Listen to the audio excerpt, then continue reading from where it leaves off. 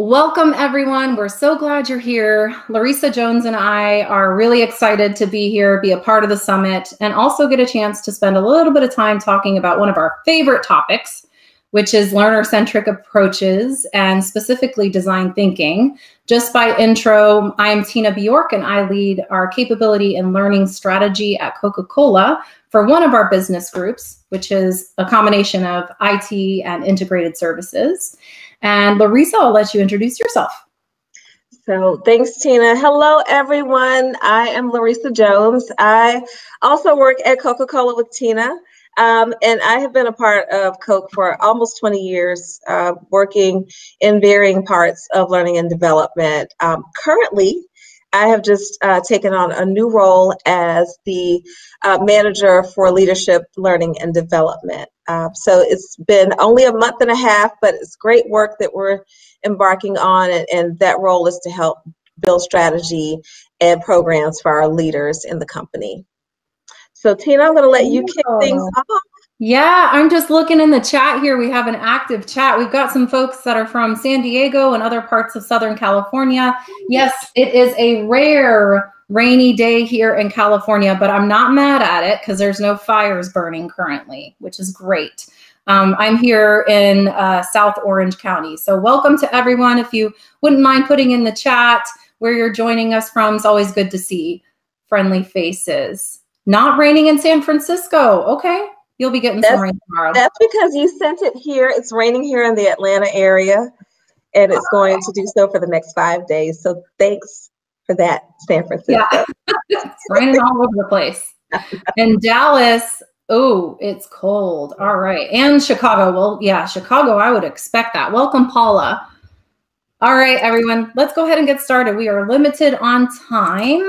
So just a quick poll, if you wouldn't mind navigating to your little smiley face, your reaction icon, and just give us a thumbs up if you are currently practicing design thinking techniques as part of your learning design process. If that's something that you're already doing, and great, look at all those thumbs. That's awesome.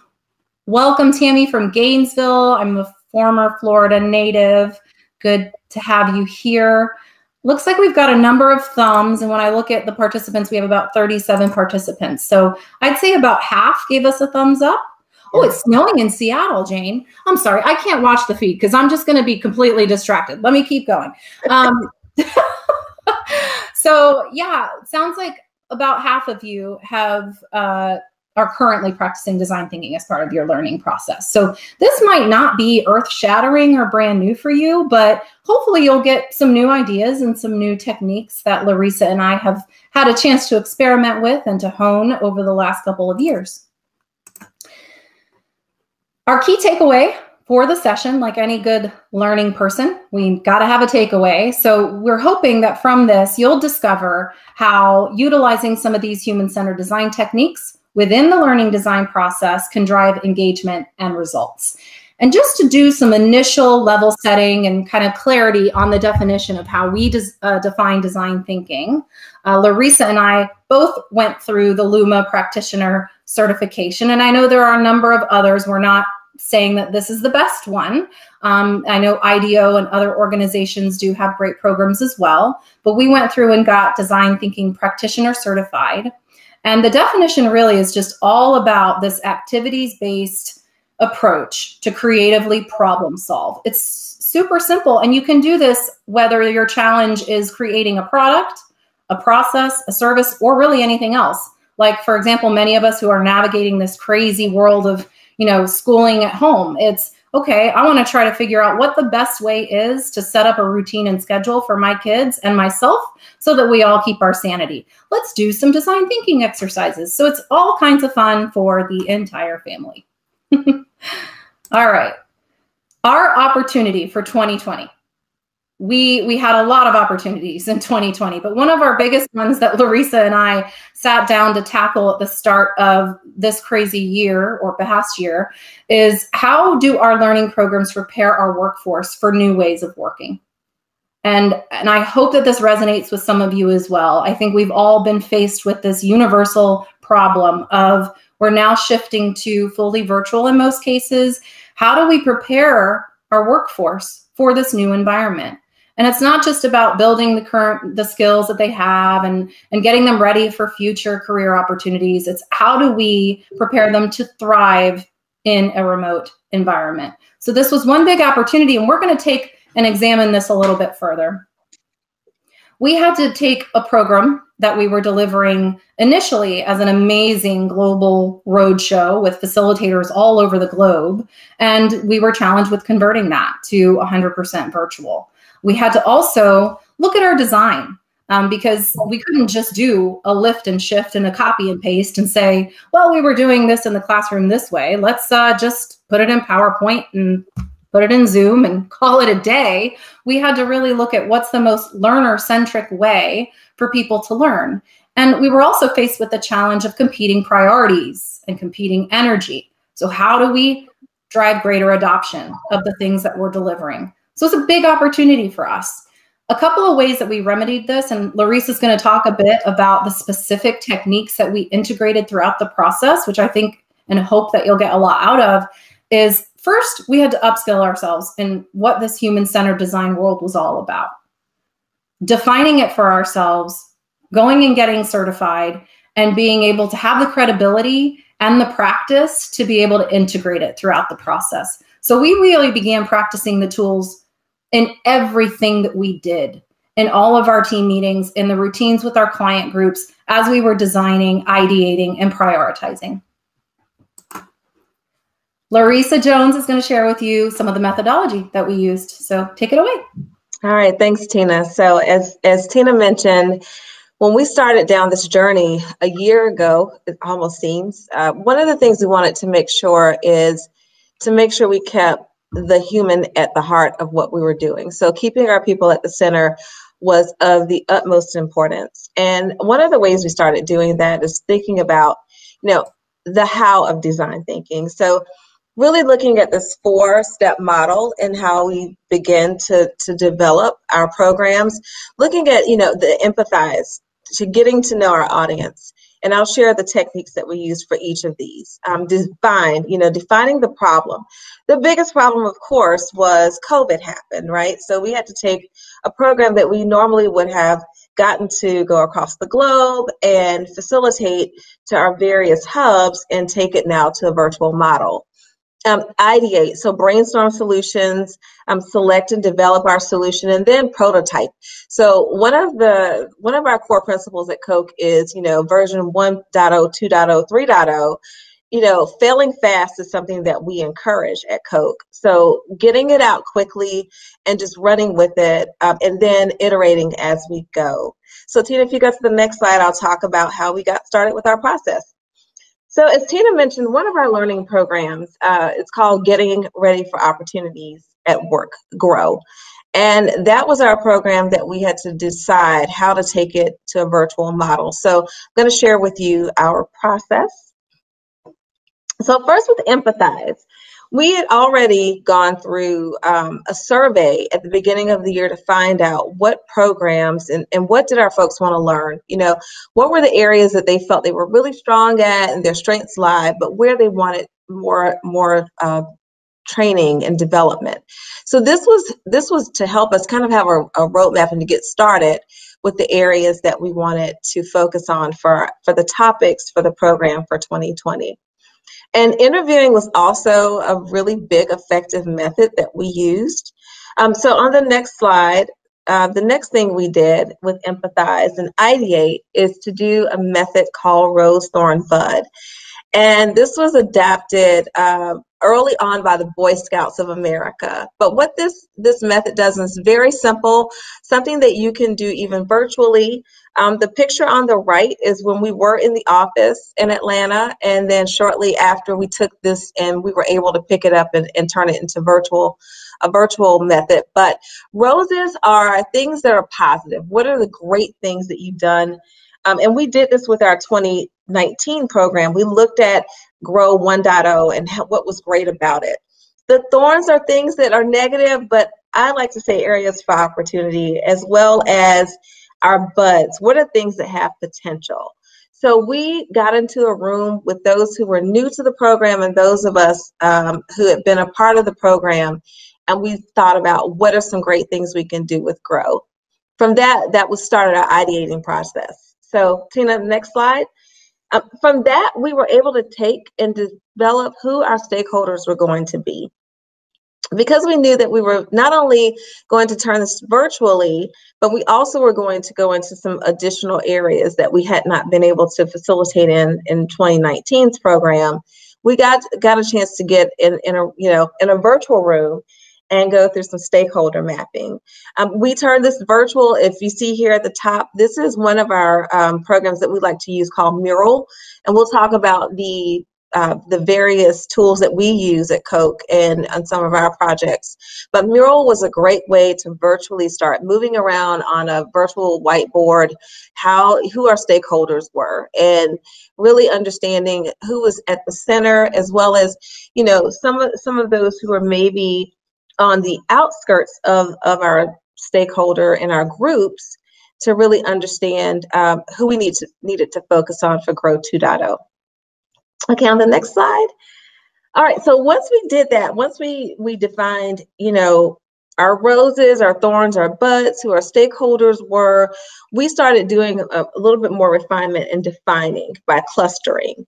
So this is a great technique to look at, you know, and for example, with clustering, who were our facilitators going to be, and where were they located? To our audience, what did they need to learn? What were some of the technical aspects that we needed to have for the program? We had to use Zoom for our program just because we did not have the technology. Teams was not as advanced as it is right now. So we used Zoom for our program, and how to ensure that, you know, all of our markets had access to that. So clustering was a great way to start taking that data and those themes and putting them together to help us start to build a program. And then finally, we started to roadmap. And these are some of the pieces that came out of the roadmap. Once we got into the prototype phase, we developed implementation plans. We had our timelines and our schedule, communication strategy, and then our evaluation strategy.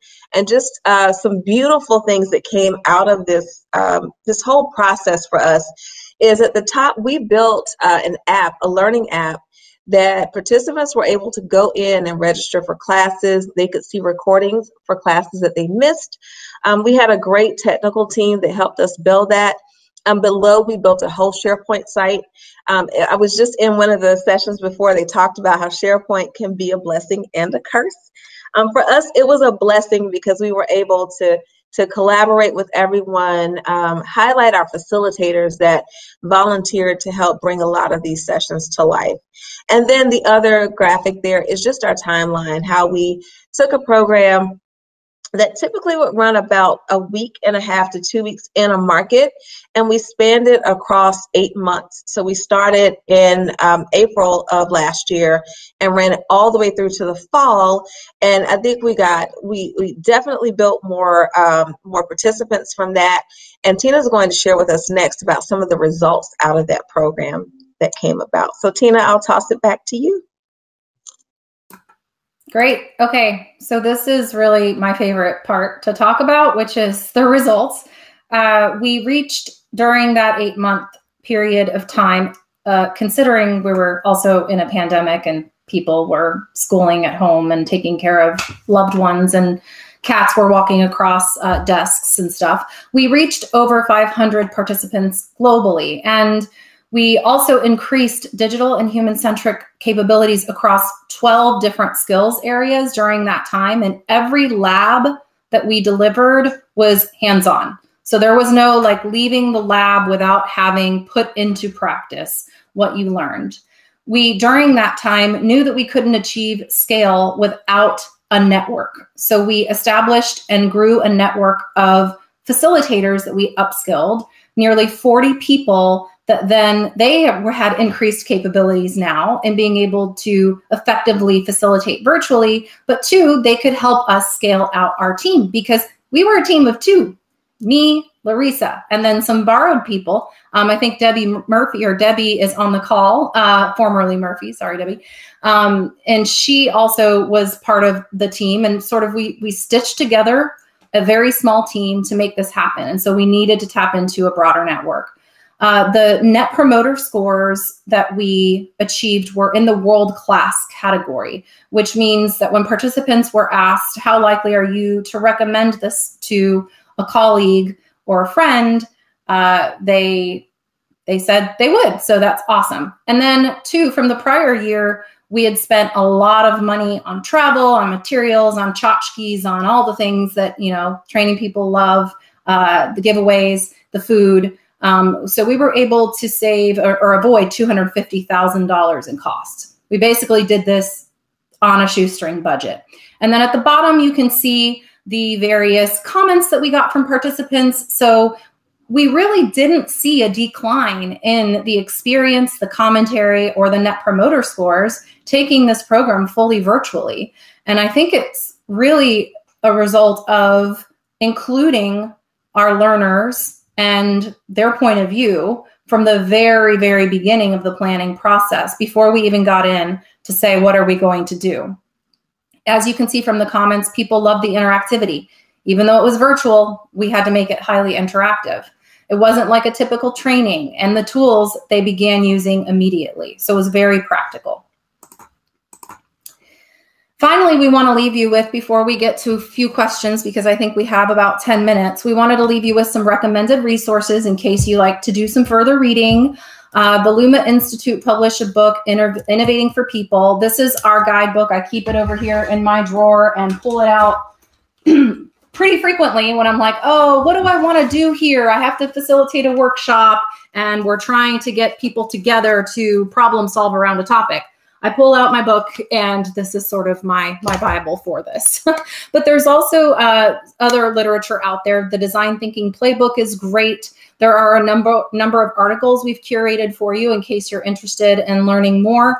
And then here, Larissa included the tools, some of the tools that we talked about. But because without a nice, robust whiteboarding feature, it's really challenging to get a group of stakeholders together and do this brainstorming and ideating and prioritizing in an effective way. Mural has been the one we've used, pretty cost effective. It integrates with all of the Luma templates and it's amazing.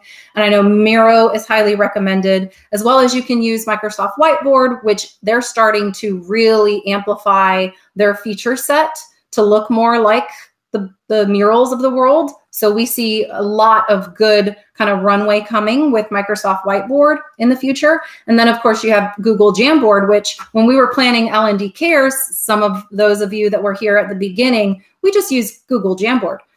So you can use a number of tools, whatever your budget and your time allows. All right. Now we get to pause and take a breath and see if anyone has any questions. And it looks like there are a few questions that are popping into the chat. Yes, we have one. Did your stakeholders during the mapping phase include your learners, or was it the influencers, decision makers? Yep. So during that phase, it's interesting because the stakeholders, of course, were the learner, but the decision makers, we had pretty much gotten a green light for GROW. And Tina, you can speak more to this because you were a part of GROW at the inception, but it was more of how do you continue the program, but at the same time, you can't go anywhere. So what are you going to do? Mm-hmm. And I think for that, Tina, you can speak to, you know, during that phase, we always kept the learner at the center of what we were designing and planning always. Yeah, absolutely. I think the beauty of design thinking is bringing the learner along in the process. That's the real differentiator, is you have to pull in a diverse group of stakeholders and make the process as inclusive as possible and as reflective of what the ultimate audience is going to be. So great question. Yeah. So the next one was, our change management principles woven throughout the process? Yep. You want me to speak to that? I want to speak because I know we use Kathy for a lot of those pieces. Yeah. So we had a change practitioner that was also part of our facilitator force. And then we also had a communications specialist, an expert in communications that helped us throughout the process. And yes, they were embedded in the planning phases, in the ideation phases, and in the prioritization, so that we had a really clear roadmap of activities and change management efforts, various communications. We used Yammer a lot because we were, really limited. We didn't want to use email blasts for everything, so we kind of did a combination of Teams and Yammer. We did get leaders on board and got all of the adoption that we needed, from a leader lens so that they could advocate for it. Right. Question on certified in design thinking. What program did you take? Yes, so we took the Luma design thinking practitioner certification, and you can Google it. They've now made it 100% virtual. It was incredibly hands-on. With design thinking, it's really hard to learn it unless you put your hands on it and actually do it.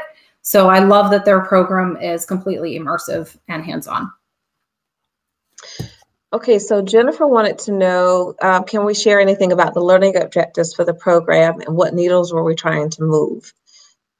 So I know, Tina, because this was your baby and you came up with this program. I'm pretty sure everyone knows that Coke goes through a lot of changes organizationally every few years. And one of the things that was happening is there was a lot of movement. People were leaving, people were coming into the company, but I think the biggest thing we wanted to do is to prepare people no matter where they were going or coming when it came to joining or leaving the company. So I think that's where kind of Grow was born from, if I recall. But then also we're on this journey to really build digital fluency within the company. And Tina's been a huge part of that. And a lot of our courses were technical. So I think that was one of the biggest objectives, was how we start to move the needle to become a more digital organization. So Tina, you have anything else to add to that? Yeah, no, I think the digital piece, absolutely. So we had a broader capability strategy that all of this tied to. So our capability strategy was around building digital human skills of the future, becoming more capable of doing data visualization, more advanced analytics, automating at a basic kind of desktop level, and then the human-centered skills, the customer experience skills, negotiating and influencing. So all of those things were things that we had prioritized even before we decided to develop a program on it. Because it's not just about this program. We had a number of other things that we had to do to support employees on their upskilling journey. And so this is just one example of the ways that we did it. And yes, there were absolutely some very clear learning objectives that we were trying to achieve on building kind of those digital human skills. Thank you for asking that. So Christopher, just to clarify, so we were certified we are certified in human-centered design. We're practitioners of human-centered design through the Luma Institute. And just really quick, the company took a group of us through this training, and we worked as a cohort where we had to not only sit through training, but also start to practice some of the things we learned, and then we were certified after presenting. So that book on the left, The Innovating for People, that's through Luma, and that's the toolkit that we used. But there's so many others, but Luma is a great one, and it's global. So for many of you all around the world, you should be able to look that up, and it's also linked. And I think they're going to share their presentations, correct, Tina? Yeah, absolutely. There'll be recordings and everything. I'm curious because we have a few minutes left and we don't have too many more questions coming in. If you all would type in the chat, if there are specific techniques that you either have been using or you plan to use, kind of what's your go-to if you're already implementing design thinking practices, or from what Larissa shared in terms of what we did use, was there anything that really stood out that you'd like to explore more? Curious to get that. I know everyone loves Rose Thorn Bud because it's so easy to do. It's a great way. I will say this about this technique as well. If you are facilitating a session, this is great to do at the end versus, your smile sheets. We turned it into I like, I learned, I wish, so that they can share what they really liked about the session, what they learned, and then also what they wish they could see in a future session or maybe in continuation of learning. Awesome. I see So some that's my favorite. Yeah, I put that in the chat. That is super powerful. Before the ticket out of the, so to speak, room after each of our training sessions or learning labs is you got to put at least one sticky on what you liked, what you learned, and what you wish. And that's a great way to do a retrospective. So Jennifer asked, did we experience any eye roll issues with the rose thorn? But actually, no. I think we see more eye rolls in some of the more advanced techniques that we've used for design thinking that really causes you to think deeper. But this one's pretty easy. Yeah, there is a technique that we like to use a lot. So the importance difficulty matrix is amazing. That one never gets eye rolls. But there's, what is it? The one where you have to align a theme to a user group and come up with as many ideas as possible on how to address that user group with that particular solution. That one is a little bit more detailed, and sometimes it does get some eye rolls or some hesitancy, but the simple ones, I think people gravitate towards that for sure. Okay. So, yes, absolutely. To use rose thorn butt to uncover perceived and real underlying needs. Absolutely. And the great thing about this too, in this photo, what you don't see is we took all of those themes and started to cluster them. So that also helped us take it to the next step, which was the stakeholder map. And we were able to look at if we had forgotten about some groups from the previous year, and we were able to do a lot of that digging. And I think that helped us too when we got ready to we started that process, taking the program on the road. I think we did that at the end of January last year, Tina. And we thought, oh, we're about to see the globe and we're going to go to all these great places and teach everyone all these amazing techniques. Yeah. And COVID had other plans. So, yeah. But it so helped us take that quickly and pivot to a virtual model. Great. Yes, Suzanne, every rose has its thorn. We will definitely be adding that to our playlist. Yes. What am I saying? Well, we so appreciate the time that you've spent with us in this very brief session as we tried to share as much as possible, as quickly as possible, and would really love the opportunity to connect with you afterward. Have included our LinkedIn profiles here, but we'll also be in the break at the lounge if you'd like to join for further conversation. But it's been really fun spending this time with you guys, and enjoy the rest of the summit. Thanks, everyone. See you soon. Thank you.